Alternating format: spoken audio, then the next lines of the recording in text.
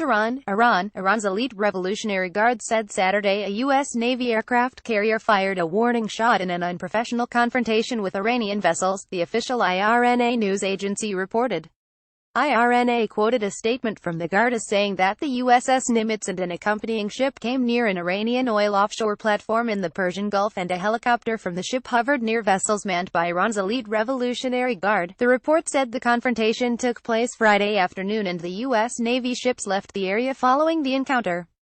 The U.S. Navy's Bahrain-based Fifth Fleet said the incident happened while one of its helicopters was on a routine patrol in international airspace.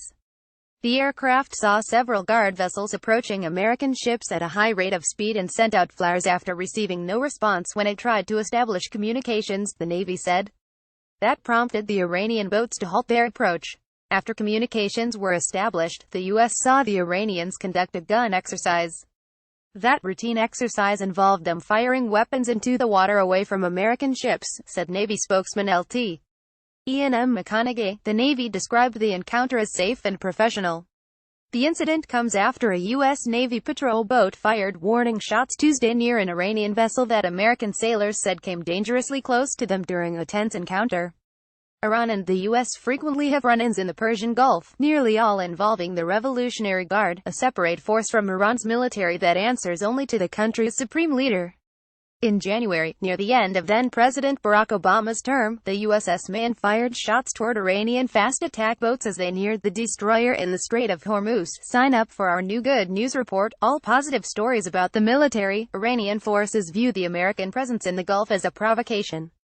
They have accused the U.S. Navy of unprofessional behavior, especially in the Strait of Hormuz, the mouth of the Persian Gulf through which a third of all oil trade passes by sea.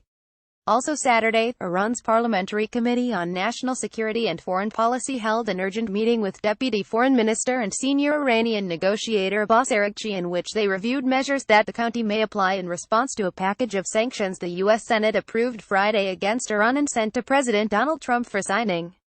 Araghchi told State TV Saturday that the decision is a hostile breach of the deal.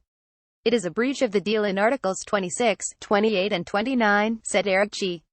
A strong answer will be given to the action by the U.S. The articles say the U.S. administration, acting consistently with the respective roles of the President and Congress, will refrain from reimposing the sanctions, or any policy specifically intended to directly and adversely affect the normalization of trade and economic relations with Iran. The U.S. legislation imposes mandatory penalties on people involved in Iran's ballistic missile program and anyone who does business with them.